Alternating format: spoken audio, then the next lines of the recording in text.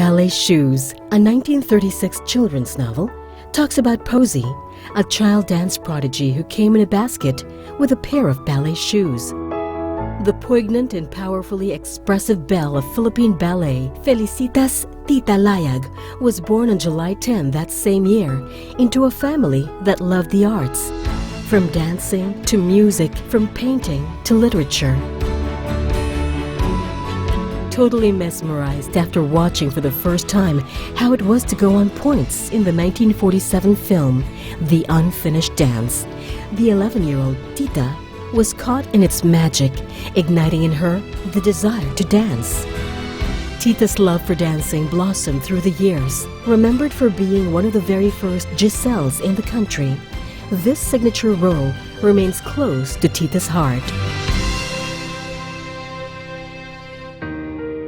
Training under ballet teacher and choreographer Anita Kane, Tita would eventually become the principal dancer in the Anita M. Kane Ballet Company in the 1950s.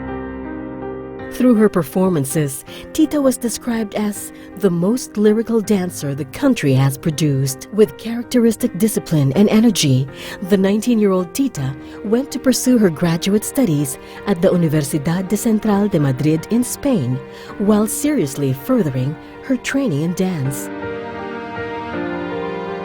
There she met her future husband, the handsome and extremely intelligent student, Ante Radaic.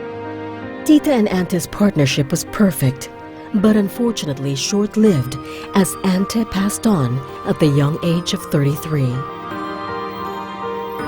Armed with grit, determination, and hard work, Tita went to London with her only daughter, Sophia, to pursue her double credentials with the Royal Academy of Dancing and the Imperial Society of Teachers. Tita experienced many challenges as a dancer and widowed mother, but as one of her students, Lisa Makuha, would put it, she might have fought for survival in a dance world with limited resources, but she has prevailed. Returning home in 1968, Tita established the Royal Academy of Dancing branch in the Philippines. In the same year, she co-founded the Dance Theater Philippines together with Julie Borromeo and Eddie Elejar. She also founded her own school at St. Teresa's College, bravely defying the ballet ban in Catholic schools.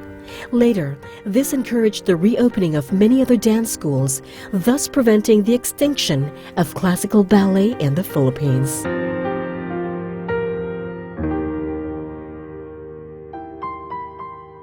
Tita Radaic was my first ballet teacher when I began dancing at 10 years old. As she tried to make a ballerina out of my disproportionate body, she also groomed me to become a teacher. You are always ever pushing us, your protégés, your students, to higher, more professional levels and standards. You have infused in me your love and the importance of the discipline of classical ballet.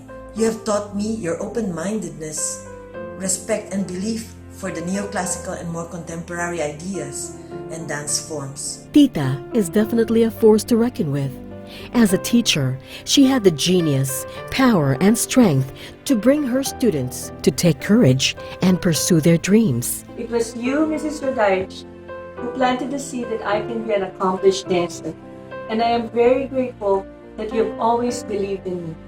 You said that to become a dancer, one has to have devotion, determination, and dedication.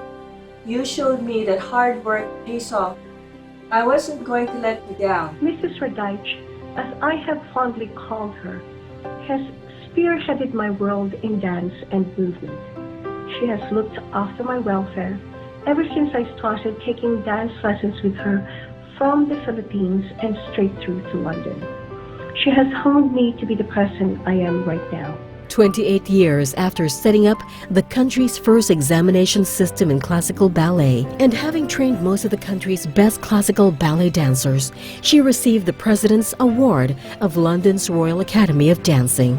Right at the very beginning, you instilled in me the essence of dance as an art form by being your artistic self, being creative, insisting on musicality, persevering, allowing room for emotionality, and tenaciously pursuing dreams once made.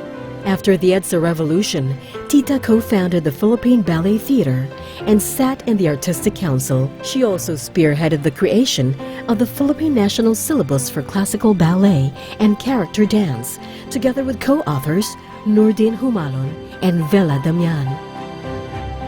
In 1999, Tita was honored the Centennial Artist for Dance by the Cultural Center of the Philippines and was also awarded the Gawad CCP for Dance in 2008. Let me call you the great Philippine prima ballerina.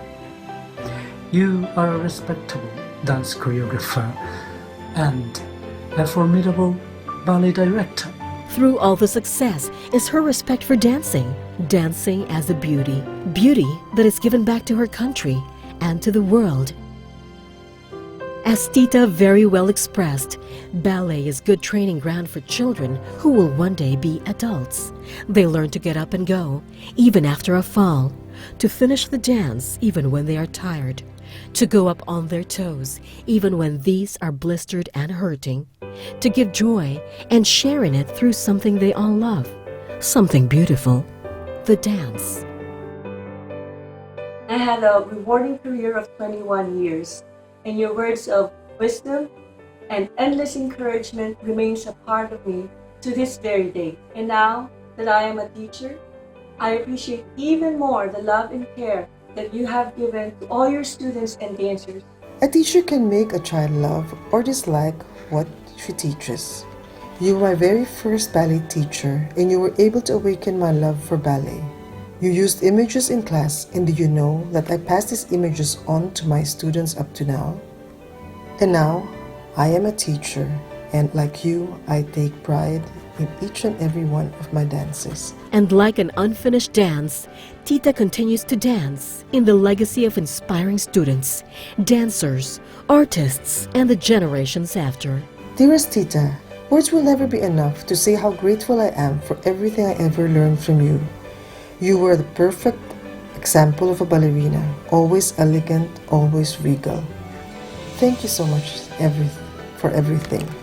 Mrs. Radaic, thank you so much for always being there for me. I hope to keep the flame burning for the love of dance and movement for you. It has been a privilege to become part of your dance world. It was a pleasure to work with you. You were instrumental to the success of my being a ballet dancer abroad, especially in the United Kingdom. Thank you for all the opportunities that you have kindly opened for me. I'm very grateful for that. Have a great time, Tita. I owe all these wonderful memories and life lessons learned to Tita. Happy 80th, Tita, and thank you for everything you've done for me. With love, your student. Maraming salamat, Tita.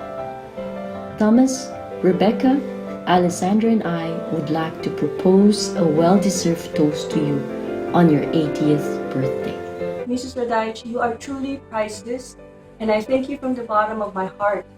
I love you and have a great evening. Tita, you have demonstrated a limitless professional generosity, which is very rare to find in this world. You are dainty and elegant, fragile looking, but you are a formidable fortress in your capacity for hard work and that tenacity to reach your artistic goals, always thinking for your students, for the future of Philippine ballet, for the Filipino artist. I would love to say so much more, but I find that words are actually still not enough to describe and express what you represent to me, dear Tita. You have moved great mountains for Philippine dance. In the name of my husband, David, my daughter Karina, I would just like to say once more, thank you for sharing your passion for dance, your spirit, and your person. You are a constant inspiration for me till this day. Love you, Tita. To my dearest mother, a most amazing woman of quiet strength and generous heart, you continue to inspire many with all that you have selflessly done for your art. Thank you, Mom, for everything and all that you have been to me. No one will ever comprehend this special and precious bond we share. I love you, Mom, with all my heart. And so gathered here, driven by the art we hold dear, We, the people you have touched with your life, past, present, and future, take this moment to say, thank you, Tita Radaic. Thank you.